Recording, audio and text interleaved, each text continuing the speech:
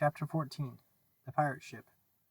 One green light squinting over Kidd's Creek, which is near the mouth of the Pirate River, marked where the brig, the Jolly Roger, lay.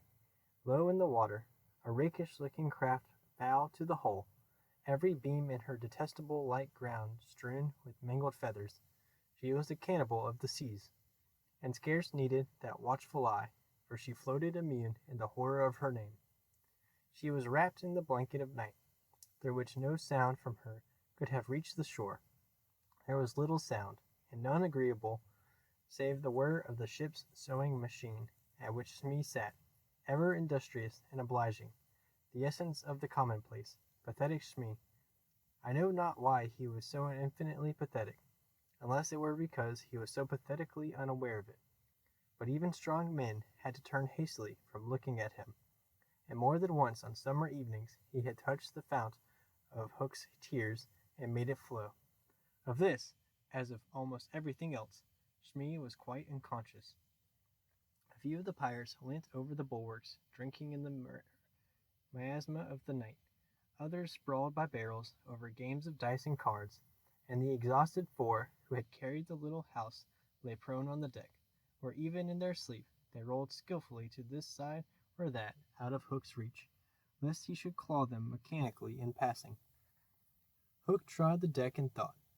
O man unfathomable! It was his hour of triumph. Peter had been removed for ever from his path, and all the other boys were on the brig, about to walk the plank. It was his grimmest deed since the days when he had brought Barbecue to heel. And knowing as we do how vain a tabernacle is man, could we be surprised had he now paced the deck unsteadily, bellied out by the winds of his success? But there was no elation in his gait, which kept pace with the action of his somber mind. Hook was profoundly dejected. He was often thus when communing with himself on board ship in the quietude of the night. It was because he was so terribly alone. This inscrutable man never felt more alone than when surrounded by his dogs. They were socially so inferior to him. Hook was not his true name. To reveal who he really was would even at this date set the country in a blaze. But as those who read between the lines must already have guessed, he had been at a famous public school, and its traditions still clung to him like garments, with which indeed they are largely concerned.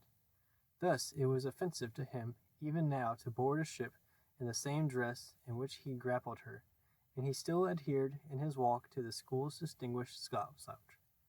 But above all he retained the passion for good form. Good form! However much he may have degenerated, he still knew that this is all that really matters. From far within him he heard a creaking as of rusty portals, and through them came a stern tap, tap, tap, like hammering in the night when one cannot sleep. Have you been a good form today? Was their eternal question.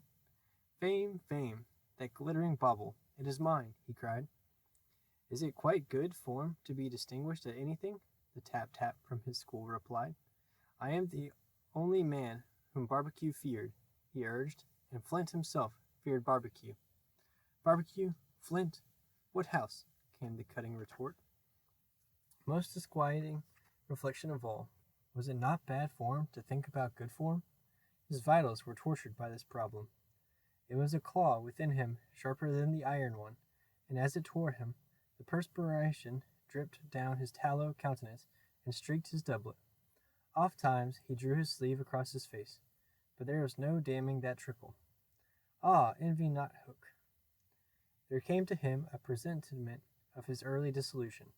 It was as if Peter's terrible oath had boarded the ship. Hook felt a gloomy desire to make his dying speech, lest presently there should be no time for it. Better for Hook, he cried, if he had had less ambition.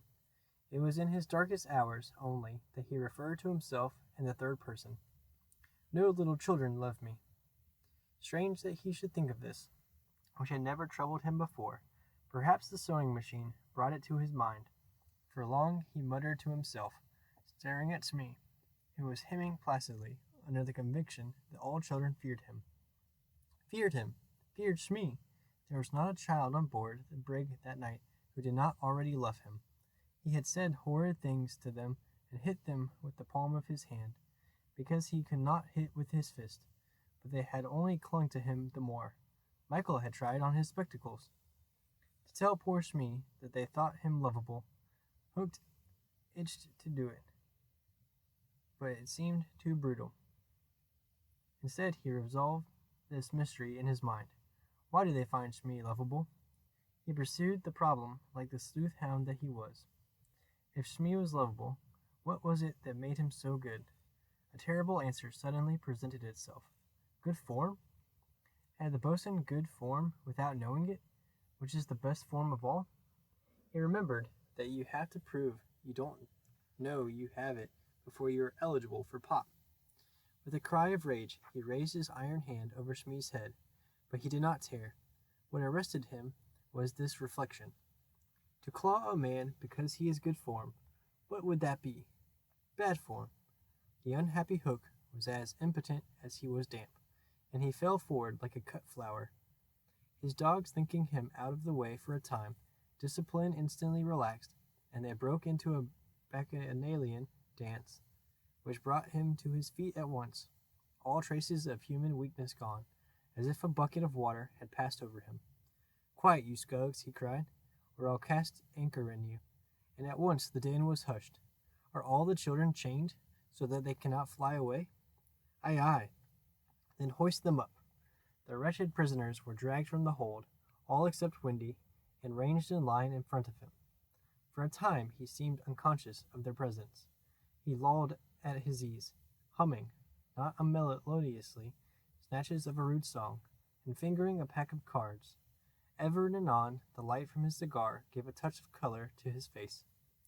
Now then, bullies, he said briskly, 6 of you walk the plank tonight, but I have room for 2 cabin boys. Which of you is it to be? Don't irritate him unnecessarily, had been Wendy's instructions in the hold, so Toodles stepped forward politely. Toodles hated the idea of signing under such a man, but an instinct told him that it would be prudent to lay the responsibility on an absent person, and though a somewhat silly boy, he knew that mothers alone are always willing to be the buffer. All children know this about mothers, and despise them for it, but make constant use of it. So Toodles explained prudently, You see, sir, I don't think my mother would like me to be a pirate. Would your mother like you to be a pirate, Slightly? He winked at Slightly, who said mournfully, I don't think so, as if he wished things had been otherwise. Would your mother like you to be a pirate, Twin? I don't think so, said the first twin, as clever as the others. Nibs, would, stow this gab, roared Hook, and the spokesmen were dragged back. You boy, he said, addressing John, you look as if you had a little pluck in you. Didst never want to be a pirate, my hearty? Now John had sometimes experienced this hankering at maths prep, and he was struck by Hook's picking him out. I once thought of calling myself Red-Handed Jack, he said diffidently. And a good name, too. We'll call you that here, bully, if you join. What do you think, Michael? Asked John. What will you call me if I join? Michael demanded. Blackbeard Joe. Michael was naturally impressed. What do you think, John? He wanted John to decide, and John wanted him to decide. Shall we still be respectful subjects of the king? John inquired. Through Hook's teeth came the answer. You would have to swear, down with the king. Perhaps John had not behaved very well so far, but he shone out now. Then I refuse, he cried, banging the barrel in front of Hook.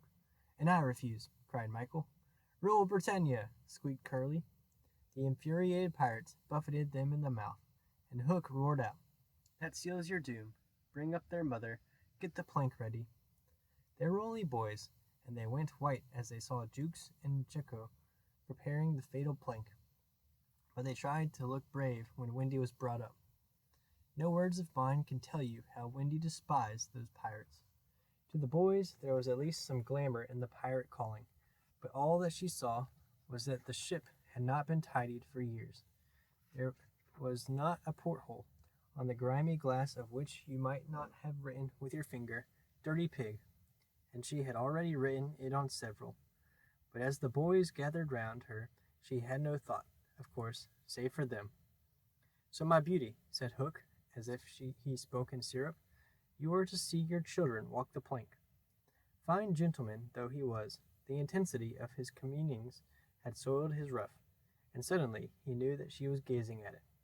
With a hasty gesture, he tried to hide it, but he was too late. "Are they to die?" asked Wendy, with a look of such frightful contempt that he nearly fainted. "They are," he snarled. "Silence all," he called gloatingly, for a mother's last words to her children.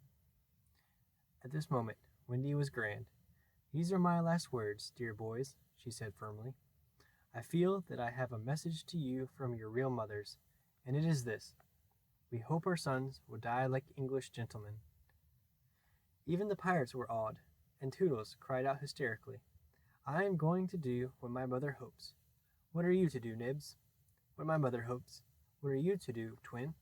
"What my mother hopes." "John, what are—" But Hook had found his voice again. "Tie her up," he shouted. It was Smee who tied her to the mast. "See here, honey," he whispered, "I'll save you if you promise to be my mother." But not even for Smee would she make such a promise. "I would almost rather have no children at all," she said disdainfully. It is sad to know that not a boy was looking at her as Smee tied her to the mast. The eyes of all were on the plank, that last little walk they were about to take. They were no longer able to hope that they would walk it manfully, for the capacity to think had gone from them. They could stare and shiver only. Hook smiled on them with his teeth closed, and took a step toward Wendy. His intention was to turn her face so that she should see the boys walking the plank one by one. But he never reached her. He never heard the cry of anguish he hoped to wring from her. He heard something else instead. It was the terrible tick, tick of the crocodile. They all heard it. Pirates, boys, Wendy, and immediately every head was blown in one direction. Not to the water whence the sound proceeded, but toward Hook. All knew that what was about to happen concerned him alone, and that from being actors they were suddenly become spectators. Very frightful was it to see the change that came over him. It was as if he had been clipped at every joint. He fell in a little heap. The sound came steadily nearer, and in advance of it came this ghastly thought: the crocodile is about to board the ship. Even the iron claw hung inactive, as if knowing that it was no intrinsic part of what the attacking force wanted. Left so fearfully alone, any other man would have lain with his eyes shut where he fell. But the gigantic brain of Hook was still working, and under its guidance he crawled on his knees along the deck as far from the sound as he could go. The pirates respectfully cleared a passage for him, and it was only when he brought up against the bulwarks that he spoke. "Hide me!" he cried hoarsely. They gathered round him, all eyes averted from the thing that was coming aboard. They had no thought of fighting it. It was fate. Only when Hook was hidden from them did curiosity loosen the limbs of the boys so that they could rush to the ship's side to see the crocodile climbing it. Then they got the strangest surprise of this night of nights, for it was no crocodile that was coming to their aid. It was Peter. He signed to them not to give vent to any cry of admiration that might rouse suspicion. Then he went on ticking.